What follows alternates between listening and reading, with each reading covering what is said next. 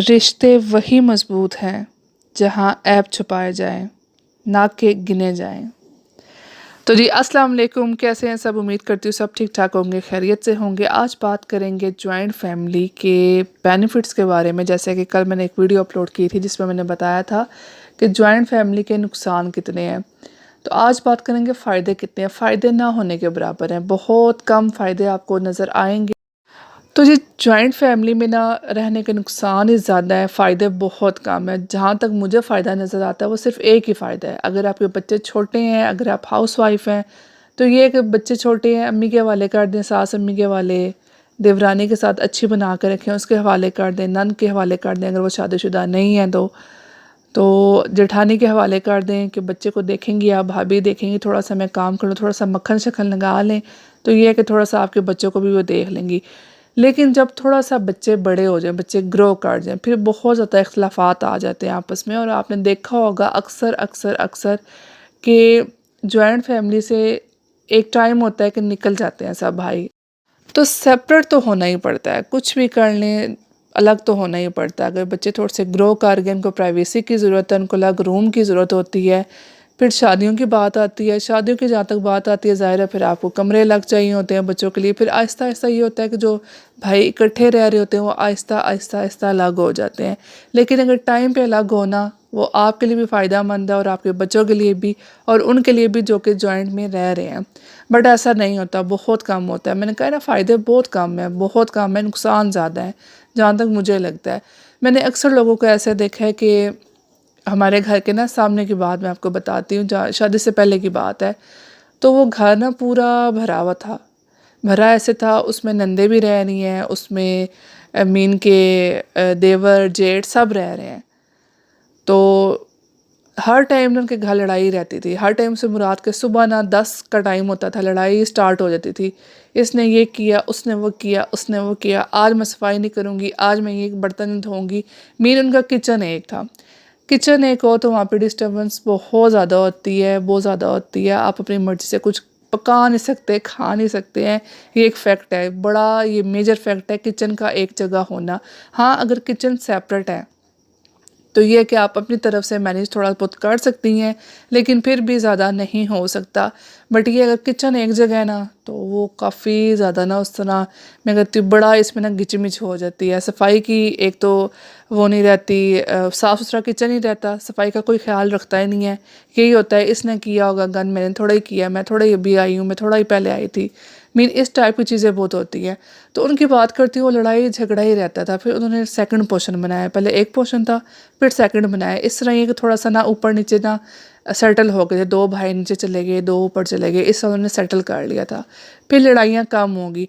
अच्छा, फिर एक टाइम आया कि मैंने उनको अपनी आंखों से देखा है, आहिस्ता आहिस्ता वो अलग हो गए हैं सारे। जब बच्चों की शादियों की बात आई ना, शादियों तक तो वो साथ रहे हैं, लेकिन अब उन्होंने ना सारों ने ना सेपरेट कर लिया अपना। मीन क्या वो रेंट पे चली गई हैं। कुछ मैंने देखी हैं आंटियाँ, वो रेंट पे चली गई हैं, इसलिए गई हैं कि उनकी बेटियाँ 3-4 उनकी बेटियाँ थी और एक उनका बेटा था। वो ये कहती है बेटियों के रिश्ते करने हैं तो काफ़ी ज़्यादा प्रॉब्लम्स होंगी, दैट्स वाई अब हमें अलग होना चाहिए। इस तरह करते करते करते अब सिर्फ एक फैमिली उस घर में रहती है। उस घर में 4 फैमिलियाँ रहती थी, 4 की जगह अब एक फैमिली हो गई। और एक फैमिली जो है, अब उन आंटी के भी हस्बैंड साथ नहीं है, वो इंतकाल कर चुके हैं। बस वो अपने बच्चों के साथ रह रही हैं। वो ये कह रही हैं बस अच्छे से रिश्ते हों, शादियां करो ताकि ये अपने अपने घरों में सेट हो जाए। बाकी ये सारे निकल गए हैं। तो एक टाइम होता है कि निकलना पड़ता है। और जहाँ तक अगर मैं बात करूँ कि जो सेपरेट हो जाते हैं ना, टाइम से टाइमली सेपरेट हो जाते हैं, चाहे वो किराए पे रह लें या अपने घर में हो जाए, तो ज़्यादा इजी हो जाता है उनके लिए ना। इस तरह इजी होता है कि बच्चे ना स्ट्रेस फ्री रहते हैं, डिप्रेशन में नहीं रहते, मेंटली हेल्दी, फिजिकली सब स्ट्रॉन्ग रहता है।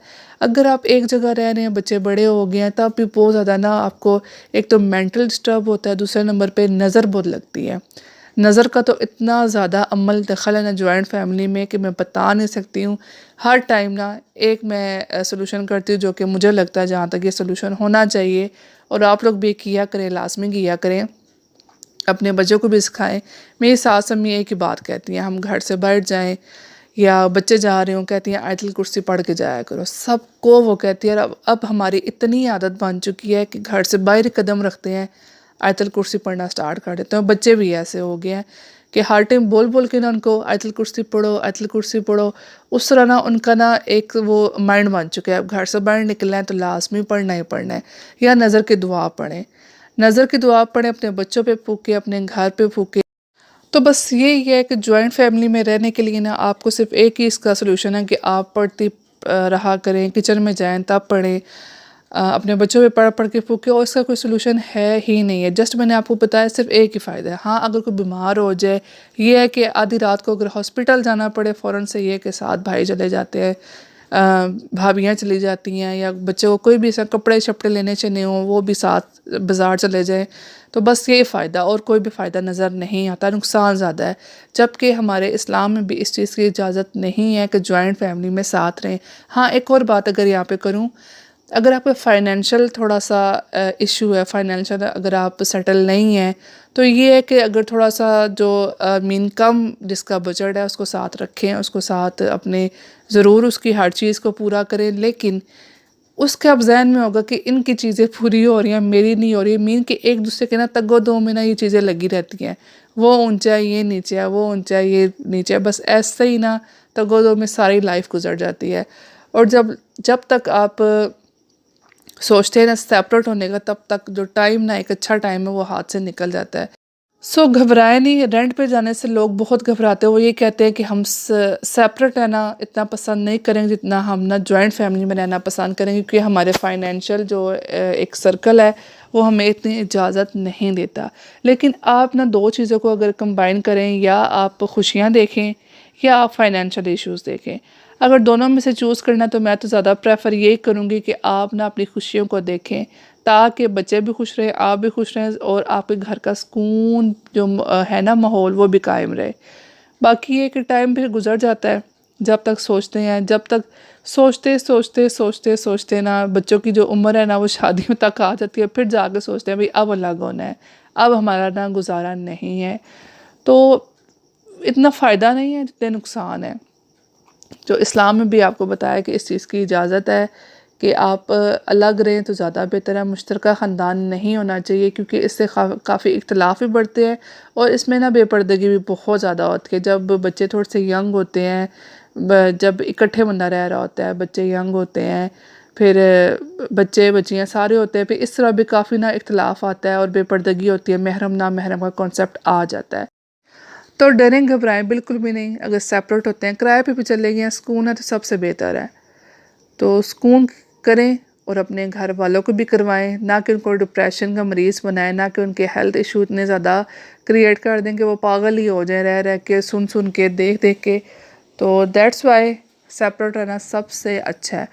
और दूसरे नंबर पे कि अगर आपके वालिदैन आपके साथ हैं तो उनको साथ रखें। जितनी दुआएं वालिदैन की, जितनी दुआएं बुज़ुर्गों की है ना, उतनी किसी की लगती नहीं है। तो आप वालिदैन को लाजमी अपने साथ रखें अगर आपके साथ वो रहते हैं। अक्सर ये होता है या बड़े बेटे के साथ रहते हैं या सबसे छोटे के साथ रहते हैं। जो मिड वाले होते हैं ना वो आगे पीछे हो जाते हैं। बट ये रखें जिनके साथ वो रहना पसंद करते हैं, खुशी से रहना पसंद करते हैं, उनको ज़रूर साथ अपने रखें। उनके बहुत से हकूक़ हैं जो कि हम अदा ही नहीं कर सकते।